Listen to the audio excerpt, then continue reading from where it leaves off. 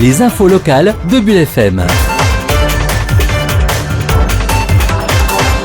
Aujourd'hui, nous parlerons d'un futur rapprochement côté billets d'entrée entre Pressoria et le musée d'Épernay. Nous évoquerons également le retour de la fête foraine sur l'esplanade Charles de Gaulle. Nous parlerons également du congrès de l'AGEM. Et en partie reportage, tout comme hier, retour à Hauvillers avec la présentation de la future statue dédiée à Dom Pérignon.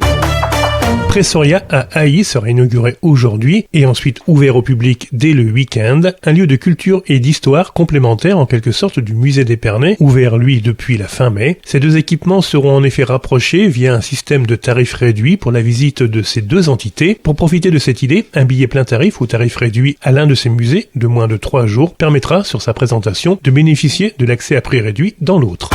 Retour de la fête foraine à Épernay à partir de vendredi sur l'esplanade Charles de Gaulle. Environ 50 attractions attendent tous les passionnés de ces festivités, à vivre en famille ou entre amis. Ouverture vendredi dès 14h. Le port du masque sera obligatoire à partir de 11 ans dans les allées et sur les attractions. Sens unique de circulation, mise à disposition de gel hydroalcoolique. La fête sera ouverte jusqu'au 18 juillet inclus. Et pour laisser place aux forains, l'accès au parking sur la partie centrale ainsi que celle située face au palais de justice seront interdites au stationnement jusqu'au 22 juillet, 4 jours après la fin de la fête, afin de laisser le temps du démontage des manèges.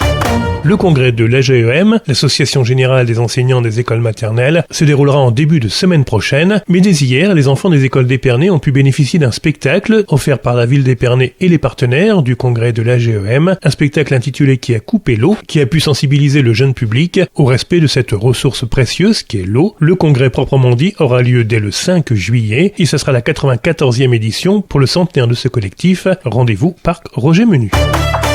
Hier, nous évoquions la future statue qui sera installée dans le parc Pierre-Cheval d'Hauvillers. Nous étions alors en compagnie des deux sculpteurs, Juan Carlos Carrillo et son assistant Mathias Galichet. Une statue qui sera impressionnante, environ 3 mètres de haut. Un événement qui va apporter du renouveau dans le village, comme nous le confirme au micro Bulle FM Sylvain Pierrot, le maire de la commune. Oui, je crois qu'on est en plein renouveau avec la création de cette statue à l'effigie de Dom Pérignon. Idée nouvelle pour notre village. C'est vrai que Dom Pérignon est quand même un personnage important pour le monde entier, pour la Champagne et pour Hauvillers. L'idée n'avait pas encore germé d'avoir enfin une statue Dom Pérignon à Hauvillers. Il faut croire que l'idée n'avait pas germé, ou peut-être mes prédécesseurs l'y avaient pensé, mais n'avaient pas suivi ce projet jusqu'à son terme. Il y a eu des difficultés à aboutir à ce projet? Pas tout à fait. À partir du moment où j'ai émis cette idée au conseil municipal, il faut dire que l'adhésion a été assez rapide, parce qu'on ne peut pas nier que rendre hommage à Dom Pérignon dans le village d'Hauvillers, berceau du Champagne, ce ne soit pas un symbole important. Cette statue, tout le monde va pouvoir la visiter. Ça va se passer comment? Oui, la statue sera inaugurée au mois d'octobre, si on tient les délais. Elle sera installée dans notre parc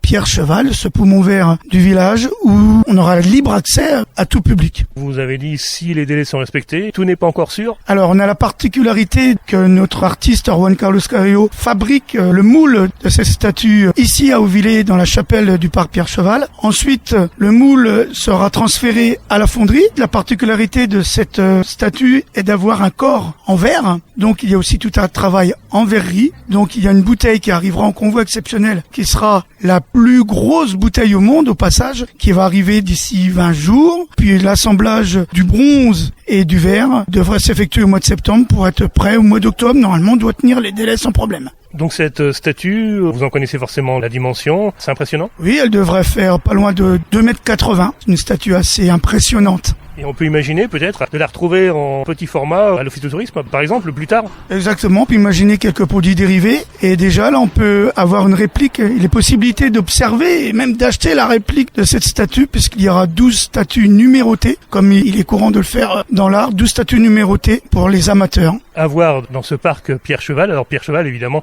quelqu'un d'important partout en Champagne, grâce à l'UNESCO. C'est un autre grand nom de la Champagne qui peut être associé très facilement à Dom Pérignon, puisque c'est notre principal artisan de notre candidature à l'UNESCO, et c'est grâce à Pierre-Cheval que nous avons eu ce succès à l'UNESCO. Maintenant que tout semble repartir, après la pandémie qu'on a vécue pendant quasiment 1 an et demi, les touristes vont venir. À Hauvillers, on est prêt à les accueillir, évidemment. Oui, c'est aussi le but de cette statue, c'est de leur donner un but supplémentaire de venir à Hauvillers, parce qu'on sait que la Champagne là, se développe au niveau touristique, puisqu'on aura à la communauté de communes Pressoria aussi un formidable outil, le musée d'Épernay, et enfin, lieu incontournable, Hauvillers, et sa statue. On restera bien évidemment attentif à l'évolution de ce projet. Passez une bonne journée sur Bulle FM.